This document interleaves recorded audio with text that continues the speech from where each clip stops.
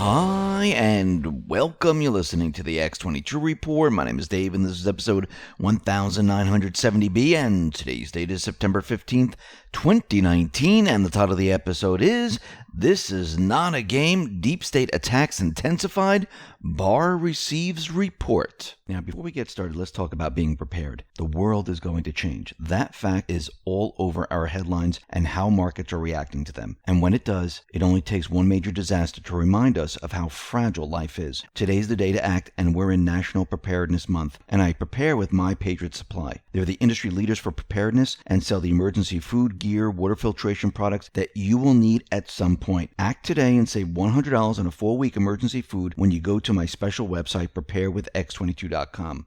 Let's get into the economic collapse, political and geopolitical news. Now, I just wanted to mention I placed a new interview on the X22 Report Spotlight YouTube channel, and this is with Harley Schlanger, and he talks about the central bank's dark, sinister plan. They just exposed themselves, they laid it out, and Harley Schlanger explains the entire plan and what they're trying to do here. So go to X22 Report Spotlight YouTube channel, or go to x22report.com, scroll down a little bit, look over to your right-hand side, you'll see the interview there, and you can play it right on the site. Now, the other day we talked about how the attacks are going to intensify. Remember, this is not a game. Attacks on the entire system will intensify. Not just the attacks on Trump and those individuals that are in his administration or he chooses to be in the Supreme Court. We're talking about the end game here. We're talking about the deep state, the central bank, the establishment losing all control, where they become so desperate that they don't care about anything else, which they never really did, where they will take it to the next level and destroy the world economic system. And they don't care how many people they hurt. Remember, they thought that they were going to have someone else in Trump's position. They thought we were going to go to war. They thought that they would never be exposed. And think of it, if they brought us to war, what would happen? A lot of people would be killed. Infrastructure would be destroyed. Did they care? No. Do they care about destroying the world economic system now? No. The only thing that's in their way is Trump, the patriots that are working with him. How do you get rid of him? Look what they've tried. It has all failed. What's left? The only thing left is to either assassinate him or destroy the world economic system and change the narrative in their favor. Remember, they will do anything and everything, and that is what we are watching right now. We're going to be talking about this a little bit later in this report. But first, let's talk about what is happening with these fake MAGA hate crimes. Now, we saw Jussie Smollett, where he faked a crime of hate, saying it was coming from MAGA. We also see a former NFL player and current Georgia business owner. He was arrested after allegedly trashing his own restaurant and ice cream shop to make it look like he was a victim of a hate crime by a supporter of the president. This is Ed Dawn Kaufman, 31, of Buford. He was a former NFL player. And he didn't make a call to the police once this happened. He made a call to the insurance company. Now, what he did was he took spray paint and he sprayed different words all over his building, took a crowbar, smashed things, and made it seem like someone else did this. But the police decided to investigate. They found the spray paint, they found the crowbar, and they found out that it was him. He's the one who did it all. Nobody did this to him. He wanted the insurance money. Once again, a fake hate crime. Now, as we know, more and more candidates, they're running for the 2020 presidential election. Why? because they feel if they run for president, they can't be attacked. But these individuals that are running for president, they're all exposing themselves. And you know what? Why interfere with them? Why interfere with an enemy while they're exposing themselves? They're destroying themselves. And we already see this with many of the candidates. And it looks like Mayor Pete Buttigieg has another problem. Tom Fitton tweeted out, looks like Mayor Pete Buttigieg has another corruption problem, this time related to his pro-abortion fanaticism. Buttigieg's criminal abortionist ally kept 2,246 remains of unborn babies in his home. And the deep state, as we know, they're going to try to do whatever they possibly can to stop what is coming. The attacks are going to intensify. From this point on, you're going to see one attack after another. And they'll be on everything. The past, the present, the future. It doesn't make a difference. Because they know they need to stop what is happening. Adam Schiff right now, he subpoenaed acting DNI Chief Joseph Maguire. He accused him of illegally withholding a whistleblower complaint from Congress that could potentially be covering up the president's misconduct. He said acting Director of National Intelligence Joseph Maguire of taking extraordinary steps to withhold the complaint from Congress, even after the Intel Community's Inspector General characterized the complaint as credible and of urgent concern. Now, the whistleblower complaint was filed last month shortly after Maguire was chosen to be acting DNI chief. According to the subpoena, Maguire must turn over the requested information by September 17th. Otherwise, he'll be compelled to appear before lawmakers on Capitol Hill on September 19th. Now, Maguire's office responded to Schiff. We received the HPSCI's subpoena this evening. We're reviewing the request and will respond appropriately. Now, Schiff is panicking like we've never seen before, and he's trying another maneuver to get Trump. Remember when he said he had all the evidence on Trump colluding with Russia? Whatever happened to that? It all just completely disappeared because he never had anything. But what's very interesting about this is that the whistleblower first filed the complaint with IC Inspector General on August 12th. Dan Coates left on August 15th. And on August 26th, the Inspector General shared the complaint intended for Congress with the Acting Director of National Intelligence. I believe this was a complete setup.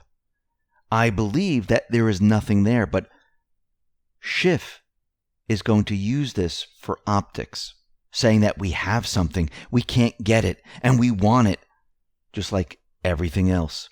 Let's go back to post 2843. Where it says, hence why Adam Schiff, SDNY, and Maxine Waters are attempting to keep the insurance scheme ongoing post-Mueller. Fear. The fun begins directly after. Will make the Super Bowl look like a puppy show.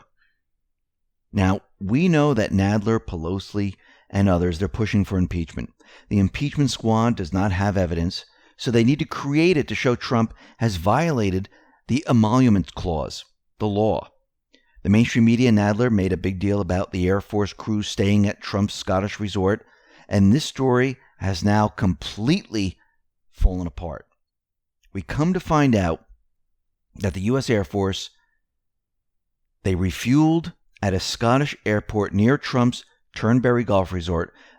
That whole thing was signed under the Obama administration. And it is also being reported that the contract with Prestwick Airport was in fact signed during the Obama administration, that the report shows that the airport was sending visiting crews to Trump's course before he ran for president. The Air Force said in a statement that relatively few crews stayed at Trump Turnberry between 2015 and 2019. And they're saying that, yeah, this was all done way before Trump. This is why Trump came out and said, I know nothing of this. This has nothing to do with me. And once again, that evidence that they thought they had to impeach is disappearing. Poof, it's gone. Now, time is ticking down for the deep state. And this is why we're seeing the attacks intensify. Get ready for a lot more. They're coming. Some will sound very ominous. Some will sound like they have evidence, but when the smoke clears, we'll see it's nothing more than a propaganda show. Now, look what they're doing to Kavanaugh right now. They're out there and they're saying that we have another individual that is saying that he was involved in some type of sexual scandal. Now, what's very strange about this is that during the hearing with Dr. Blasey Ford, why didn't this individual come forward? We heard nothing. Isn't that strange? Wouldn't you think that was the perfect time to come forward? Why wait? Or did we hear of this before? Did this person try to come forward? And their story wasn't really that credible. Now, the New Yorker dropped the story in September of 2018, the night of a second woman accusing Judge Brett Kavanaugh of a lewd behavior some 30 years ago. Ronan Farrow and Jane Mayer have released a report in the New Yorker from a second woman accusing Brett Kavanaugh of sexual misconduct. The 53-year-old accuser, Deborah Ramirez, told the New Yorker that she was initially hesitant to speak out because she was drunk at the time and her memory had gaps. She spent 6 days carefully assessing her memories and consulting with her attorney before going public. This was amazing. During the investigation, 2 male students who were allegedly at the party, the wife of another male student, and 3 other Yale classmates, all told Ronan Farrow that there is no way Kavanaugh assaulted Ramirez. The New Yorker ran with the story anyway without any credible evidence. And since there was no evidence and the story was really bad, the New York Times turned down the story. And if the New York Times turns down a really bad story, it must be really, really bad. But now the mainstream media is pushing the same exact debunked story. The fact that it was already debunked did not make any headlines. This time, it's some dude named Max Stier claiming he witnessed Kavanaugh doing something 35 years ago at Yale. The story was so dubious that the FBI didn't even bother investigating it when it was first brought up a year ago. They're just rehashing everything, trying to get something to stick. It's going to fail, like all of them have failed. And Trump tweeted out the following: Brett Kavanaugh should start suing people for libel, or the Justice Department should come to his rescue. The lies being told about him are unbelievable. False accusations without recrimination. When does it stop? They're trying to influence his opinions. Can't let that happen. And as you can see, they're trying everything they possibly can. Now, something very interesting is because when Dr. Blasey Ford was in Congress telling her story about Kavanaugh, she had lawyers sitting around her, and we know that this was a complete setup. We know that most of this is fake, phony, and false. But what's very interesting is that there was an attorney with a beard sitting next to her. And Neon Revolt said, wait a minute, that attorney and McCabe's attorney are the same individuals. And said, what a coincidence. So Andrew McCabe has the same attorney as Dr. Blasey Ford. That's very interesting. I guess they're all part of the deep state. I guess they're all part of the same network. Very interesting. So why are we seeing all these attacks intensify right now? Why are we going to see a lot more of them? Well, we just got word. The Attorney General Barr has received the Fisa abuse report from Horowitz. Horowitz sent a letter to Congress stating he was ready to submit a draft report to the Department of Justice and FBI for review and classification. Mark Meadows tweeted out the following: the IG report on potential Fisa abuse is complete, now being reviewed. Huge. Documents we've seen leave little to zero doubt that the FBI and Department of Justice violated protocol with the effect of targeting Trump. We'll see what the IG found. Hopefully, we're weeks away from getting the truth. So what can we expect? What's the process now? Well, the completion of the draft report indicates the investigation has concluded. The IG referencer checks are now complete. The draft is submitted to the Department of Justice, which is Bill Barr, and FBI Christopher Wray for review. Now, depending on the size and scale and content of the report, a classification review could take several weeks. This is where Trump previously granting AG Bill Barr authority to make declassification decisions will come into play. Ultimately, the decision on what can be released is now in the hands of Attorney General William Barr. The final draft will be shared with key stakeholders who are outlined within the report during the principal review phase. Here, the IG may accept feedback on the investigative findings. If the IG accepted feedback for placement in the report, the referencer will generally provide additional material specific to the allowed response from the principals with further comment from the IG. Now, what's very interesting is that in the IG letter, the IG wrote the following. Consistent with this guidance, the team has reviewed over 1 million records and conducted over 100 interviews, including several of witnesses who only recently agreed to be interviewed. Does this mean certain individuals actually flipped? It's starting to seem that way. I like to go back to post 1122 because in the process, who reviews the draft? Barr and Wray. So in post 1122, this is back in April 2018, it says trust Sessions, trust Wray, trust Kansas, trust Horowitz, trust Huber. So it says trust Wray. In post 1172, it says rays of light. Very interesting. This was April 17, 2018. And then we fast forward to post 3537, and Anon says Wray is a sleeper, and Q says future marker. Now, this doesn't mean that Wray is a sleeper, because in the previous post it said trust Wray. So Wray is a future marker. Since Wray is reviewing, is this the marker? But we'll have to wait to see how this all turns out. And for some reason, I don't think Wray is a sleeper agent. I think he's a marker for something much larger. Remember, Q told us that Wray visited the 56 offices. Is he a sleeper for the Patriots? Maybe. We'll have to wait and see. But what's very interesting is that Chuck Grassley tweeted out something very interesting. See the little dents in the middle of the kernel? Hashtag Cornwatch. When all the kernels are dented, it's just a matter of time until the moisture dries out of the ear of corn. We like to start harvest when moisture level is, and then he gave a link to Instagram. And this brings us to post 3571. Remember Nunes? He tweeted out corn ready to be cut. And what's the rest of the post here? Farms produce 5x5. Are we ready to harvest? I think so.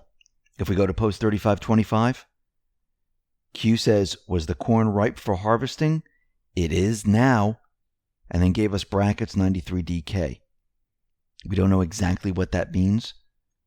There were speculation on what that meant, but the corn is ripe now.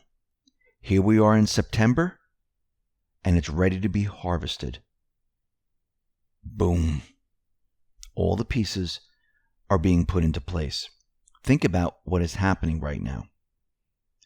The Senate right now confirmed Trump's 150th judicial nominee.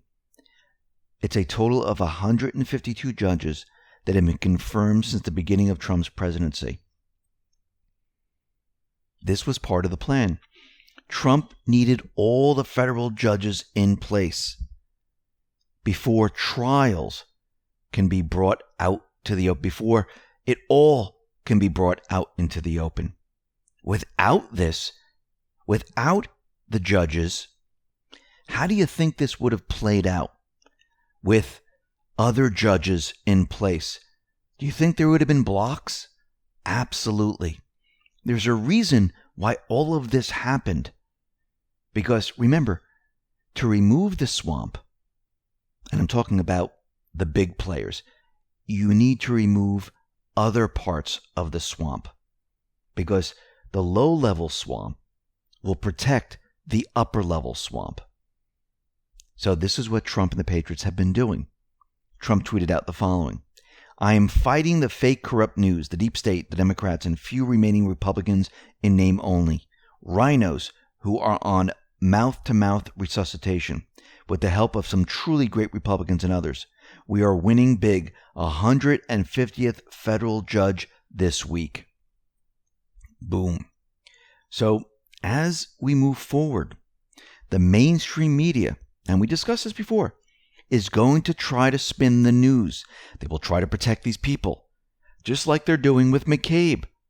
But we know, as more and more of the evidence pours out, showing that these people are guilty, it is going to become more and more difficult to protect these individuals. Remember, this is not just about saying something. This is documentation. These are facts that are coming out. And if the mainstream media does this all the way to the end, they're going to go down with the deep state players, because it will show that the mainstream media, to the very end, protected treasonous criminals. They're going to have to make a choice. Paul Sperry gave us a short list of who to look at when all of this starts to come out. Paul Sperry tweeted out, following media are in the tank for Comey, Brennan Clapper, and unreliable as sources. Michael Schmidt, New York Times, Comey pal. Shane Harris, Washington Post, Comey pal. Ben Witz, Lawfare, Comey pal. Jeremy Bash, MSNBC, Obama administration. Josh Campbell, CNN, Comey personal assistant. Jim Sciutto, CNN, Obama administration. And there's plenty more.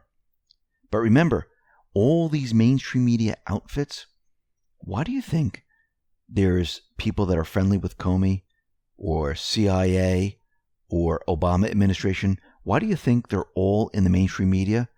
It's to protect their agenda. They spin the information. It's not going to work. Now let's move on to Epstein Island, because this is a very big piece to the entire puzzle. Remember, when everything starts to come out, their reputation, all these treasonous criminals, their reputation, it's going to be destroyed. Because once people find out that these individuals were having sex with minors, or maybe even hurt or killed minors, that's it for them. Now, Rusty Shackelford, as we know, he puts out great videos. He flies his drones over Epstein Island. He films everything.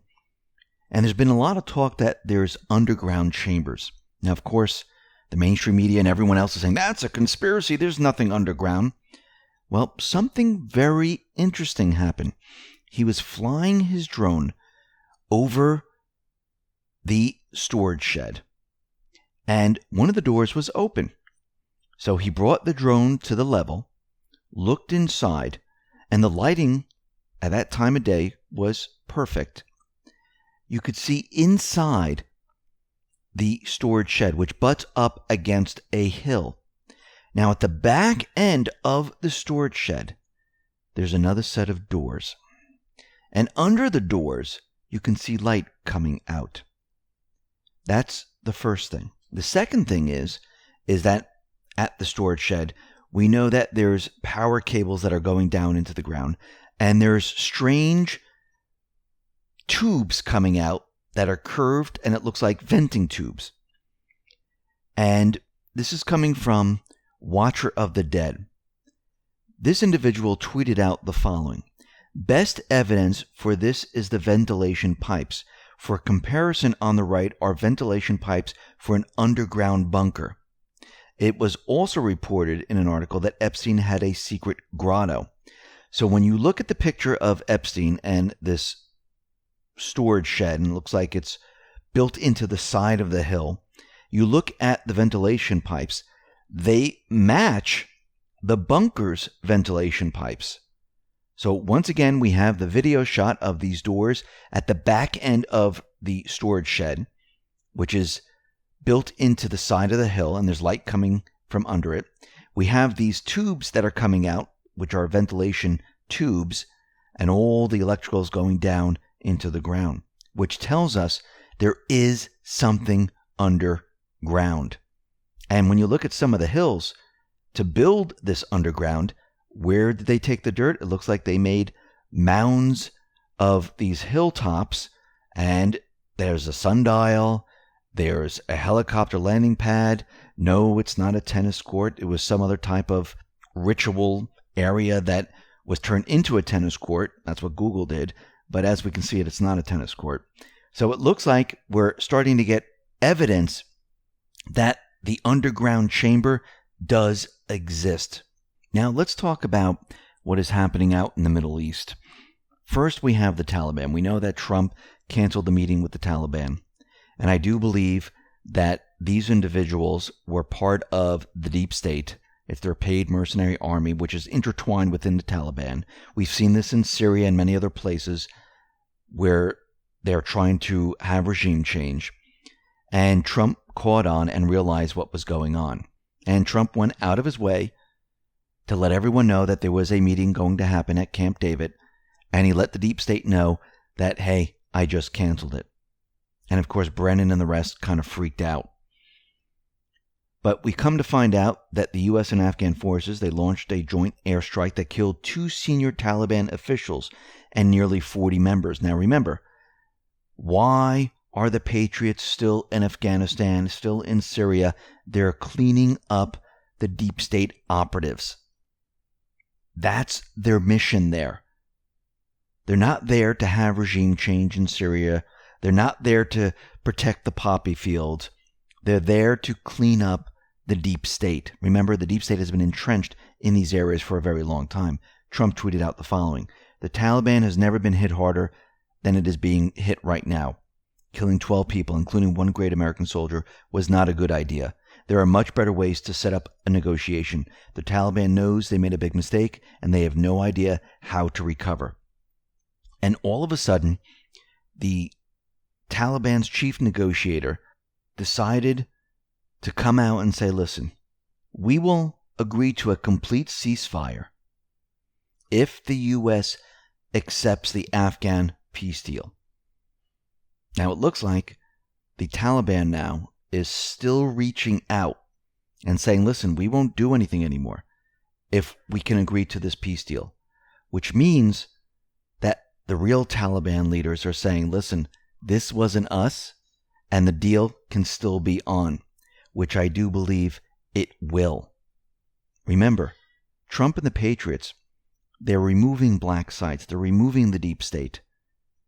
They're entrenched in the entire Middle East. And we can see that the deep state, the central bank, they are so desperate right now that they're going to do whatever they possibly can to stop Trump and the Patriots. And if it means collapsing the world economy, they don't care. And we know that they're planning events. What could these be? Collapse the economy, remove Trump, multiple attacks in multiple cities, shutdown of social media by maybe Solar Flare or Rogue employee, doesn't make a difference. This way the mainstream media is the only place you can go to get any type of story. They're going to try anything and everything. So what do we see over the weekend?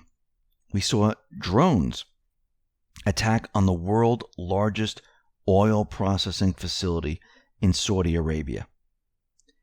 So someone flew drones into this area and it blew up the largest crude oil stabilization plant in the world. The facility processed sour crude oil into sweet crude, and then later they would transport onto transshipment points on the Persian Gulf and the Red Sea, and the estimates suggest it can process up to about 7 million barrels of crude oil a day. Now, this would be a very big hit. And the story first came out, and they initially came out saying that the Houthis were responsible. Now, the question is, why would they do this? They're in the middle of peace talks to stop the fighting. This wouldn't help their situation.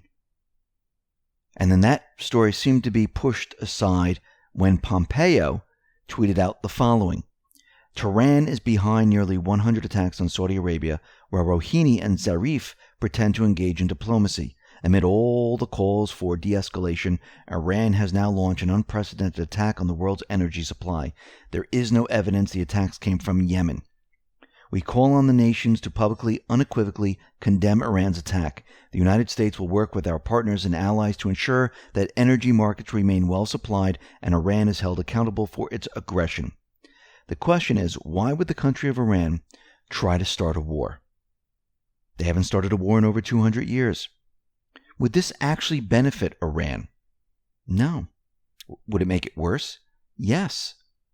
Plus, Pompeo is declaring that Iran is guilty when he has no evidence. He said there was no evidence for Yemen. There's no evidence for Iran. Or is he talking about the deep state players in Iran, where they're the ones who are trying to start something? Remember, optics are very important. And Trump has these individuals in positions to keep the optics out there, to keep the mainstream media busy, the other deep state players busy, and to make everyone believe, oh yeah, we're looking over here while we're doing the work over there. But let's go back in time a little bit. There has been a change of guard in Saudi Arabia. Remember, the new guard was transforming the country. They were going after Saudi businessmen, officials, royalty, and they were arresting many, many individuals. They were cleaning house. Remember when the intelligence organization had Khashoggi killed, and the intelligence organization and the mainstream media like Brennan and Clapper and the rest, they wanted Trump to act? They actually tried to force him to do something. Why? Were they trying to change the leadership in Saudi Arabia because they saw what was happening? Absolutely. Now, remember, keep in mind Saudi Arabia. Keep in mind what Saudi Arabia is about. Think back to the 70s when they were forming the petrodollar system. Just remember that for a sec as I continue with this. Then we had the former top official central banker, Dudley, say, listen, we should crash the economy to make sure that Trump is not reelected. So a central banker came out and exposed their plan, which is still their plan, to crash the economy to make sure that Trump is not reelected. Think about that for a second.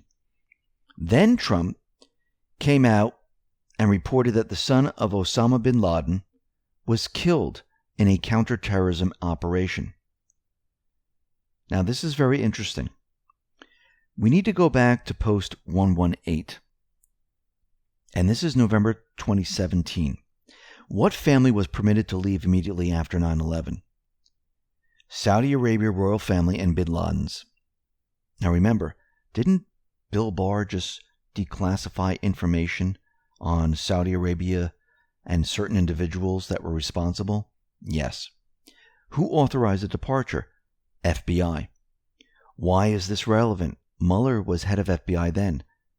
Placed there 1 week before. Was anyone else permitted to leave? Yes. Repeat, was anyone else permitted to leave? By 4:35 p.m., a plane carrying Grossi Perez, Prince Sultan's son, the son of an unidentified Saudi military commander and third unidentified Saudi, was in the air and en route to Kentucky. The private Learjet flew from Fort Lauderdale to Tampa, where it parked at Raytheon Airport Services, which owns a private hangar on the outskirts of the Tampa International Airport. Was it a private plane? Yes. What can private planes carry versus commercial? Private planes are not required to undergo a full customs check. Passengers aboard private aircraft vouch for goods on board rather than have them inspected unless customs authorities believe otherwise. What airport did they depart from? LAX, Orlando. What was carried on the private plane to Iran? Unknown. Why was the bin Laden family here during 9/11? Some were visiting with the Bush family. Coincidence? No. How does Saudi Arabia connect to the bin Laden family? Osama bin Laden's father, Mohammed bin Laden, had very close ties to the Saudi royal family. He founded the Saudi bin Laden Group, a construction company that made him and his family a fortune by virtue of his relationship with Faisal of Saudi Arabia. Faisal resigned as monarch until his death in 1975 and granted bin Laden's company exclusive rights to all construction projects undertaken by the Saudi Arabian government. Who in Saudi Arabia is connected specifically to bin Laden family? Faisal of Saudi Arabia king. What did they deliver? Osama bin Laden. To who? Why? Protection. What does money buy? Political influence and control. Silence, protection. What are the events in Saudi Arabia relevant to the above? Wealthy Saudis, including some royals, essentially bought political influence directly and through the media. Who is the financial backer for human trafficking? Some wealthy Saudis. Why is this relevant? Now think about that. Human trafficking in Saudi Arabia. Go to post 243. This is December 2017. Saudi Arabia controlled U.S. puppets, string cuts, D's dropping all around over sexual misconduct. First stage. Coincidence directly after Saudi Arabia? Don't you realize the war has gone public? List who will not be running for re-election. Coincidence phase 1. Easy to swallow. Loss of power influence. Good time to prosecute. Just wait until next week. You are all patriots. Then we move to post 2049. This is August 31st, 2018. Q gives us a list of every access point closed. Saudi Arabia, access closed. Epstein Island, access closed. Haiti, access closed. And it goes down the list. Down below, it says HRC equals Alice. Hillary Rodham Clinton equals Alice. Saudi Arabia is Wonderland. Who are the white rabbits? Have faith, forgotten country. Then we move to post 2128. It says, why are powerful, influential people resigning due to past sexual misconduct allegations? Why are these allegations not now surfacing 10-month span? Why now? Human trafficking arrests up. Saudi Arabia cooperating. Nexium. When does a bird sing? Eyes wide open. Network being dismantled. So the question that needs to be answered is, why hit Saudi Arabia? Who has the most to lose? Think Alice. Think Wonderland. Think Epstein Island. Royalty, politicians, wealthy. They have a lot to lose. How do you cover up or stop what is coming? Think petrodollar. Think U.S. economy. Think what Dudley said. How do you destroy an economy that is based on oil, on something Henry Kissinger and the rest set up prior to 1971, where they took us off the gold standard and put us on the petrodollar system? How do you destroy this system? You hit the oil production. That's how you bring down the system. So what did they do? They flew drones into a production facility. What effect will that have? They're trying to force the economy into a recession or collapse the entire world economy. This would force Trump out. This would start maybe a war. This would hide it all. Think about the plan right now. If this is blamed on another country, and again, this is a false flag. If this is blamed on another country, this could start a war. If it doesn't start a war, this could damage the economy even further. Remember, the economy is teetering on the edge right now, and they know this. Trump has full control over the Federal Reserve and what is happening in the United States. What the deep state, what the central bank, what these players have tried to do is they've tried to crash the system in another way. Will it work? Most likely not. Remember, the U.S. right now is energy independent. Everything could be shifted at this point to keep the system going. Trump and the Patriots, they knew that something like this could happen. But the deep state, remember, they know what's going to happen. They know what's coming. Barr has a report in his hand. We already saw Comey, that IG report. We saw McCabe being brought up on charges. Remember, they're drip feeding this stuff out. They're making them feel pain. And we knew that the attacks were going to intensify. Here we are. And we're going to see it get a lot worse before it gets better. Because as they continually bring this information out, the deep state's not just going to sit back and the central bank's not just going to sit back and say, hey, Okay, no big deal. They're going to fight to the very end. But the Patriots, they hold all the cards. All the deep state and the central bankers can do, all they can do is destroy. It will not work. People will start to catch on. Countermeasures are in place. Here we go, everyone. Arrests are coming. We're heading down that path that everyone was waiting for. And it's not just producing the documentation and have everyone arrested. It doesn't work that way.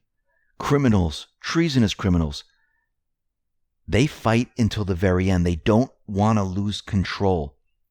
The Patriots have been preparing for this fight all along. This is why Q has been telling us that this is not a game. This is very serious. And you can see how serious it is.